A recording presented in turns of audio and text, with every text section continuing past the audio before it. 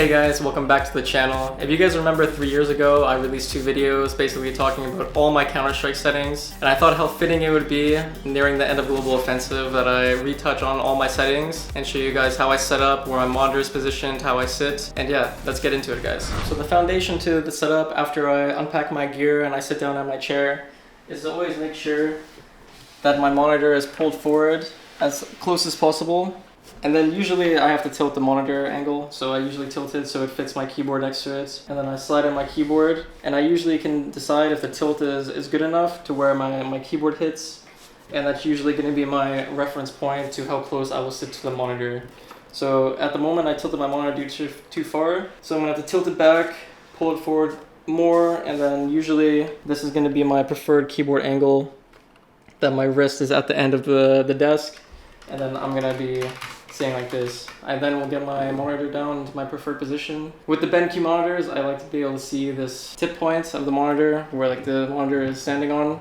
So I usually use that as a reference point for height. And then my mouse pad will be like kind of touching, not touching, like in between, like very close. And sometimes I will play with my mouse pad like a bit tilted. And yeah, that's usually how the very beginning of my setup will go. The next thing that I'll do at setup would be adjust my monitor settings. And my monitor settings usually stay pretty consistent monitor to monitor. This is a 360Hz BenQ model, and I use the exact same settings as I would on a 240Hz one. I usually set my mode to Gamer 1 always, and then my black equalizer will be at 12. I'll set my color vibrance to 12, and I'll change my gamma setting to 2, and usually color temperature is normal, or if it's not colorful enough for me, I'll just max out all the color bars on user defined.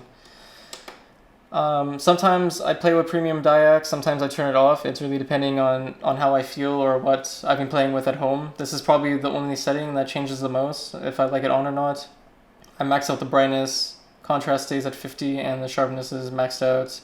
As for the rest of the settings, they stay pretty default, and I also make sure to turn off this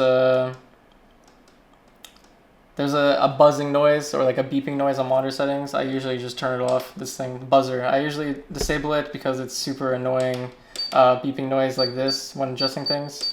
So I keep it off, and it's more calm when changing settings if I have to. After doing all my monitor settings, before setting up my actual CSGO config, I will actually adjust my Nvidia settings. So anything video related gets done first. And in my manage 3D settings, it's pretty same as the last one 3 years ago. I don't think I've adjusted anything besides the texture filtering quality stays on quality, and I do not play with low latency mode on. And yeah, preferred power management is always going to be at maximum performance. Virtual sync is usually disabled. I didn't disable it here. And yeah, I mean, it stays pretty basic.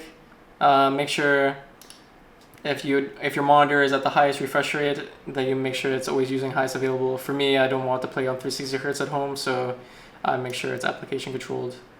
And yeah, after manage 3D settings, I usually check the digital vibrance if it's adjusted already. If it is, I change it back to 50 because I play with default vibrance actually now. And I would go to adjust desktop settings afterwards. Make sure it's full screen, change the GPU scaling, and override the scaling mode set by games and programs.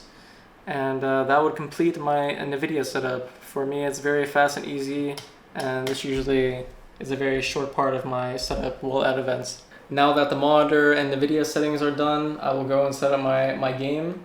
At home, obviously, my config is set up and everything, but usually what you'll have to do at events, your first time setting up, like SSD setup, is you'll have to enter your game and then back out of it and then put your config in. That's how it is for pro players, always having to enter or apply their configs to the setups at tournaments. Then after that, the first thing that I usually have to do is change my resolution. My past events I played 4x3, but now I play native at the end of Go and going into CS2. And yeah, in the video settings you'll see here, I have my global shadow quality at medium. Everything else will be at low. Texture streaming disabled. I have multi-sampling, aliasing at 8 times MSA, and the rest of that is pretty basic settings. I have nothing out of the ordinary here. Briefly, I tried playing without Uber shaders and player contrast to see how it was. I played, I think, 2 events like that, but in the end, I decided that it looks better with them on. Going on from video settings, talking about my sensitivity. My current sensitivity is 1.59. This changed when I went to native. Before I played native, I was playing 1.4. And yeah, my crosshair is still the same. I use size 3, gap -2. Thickness 0, of course color green, and my view model is classic with CL Bob at 21. I changed the 21 because I think I'm not sure if CS2 will add the function to adjust that, and I didn't want to get used to something for so long without being able to change it in another game. So yeah, I just got used to this. I also play with red HUD in CSGO. I like how it looks. In CS2 it's a bit harder because it makes everything red, the buy menu, and so I'm gonna play with the default HUD in CS2, and yeah, that basically covers my entire setup, to be honest, from how I position myself at the desk and how I set up game. For professional players, it's very fast to do this. SSD setup usually takes some people like, I mean, if settings are bugged in your game, it's going to take like 10 minutes or so, but for players who have it down and are used to doing this from event to event, this takes like 4 to 5 minutes max, and usually there's other minuscule stuff involved, like setting up TeamSpeak, logging into Faceit or ECA, and sound options, but in this video we only cover basically the important stuff that can be applied at home for everyone. So yeah. Well, that wraps up all my CSGO settings.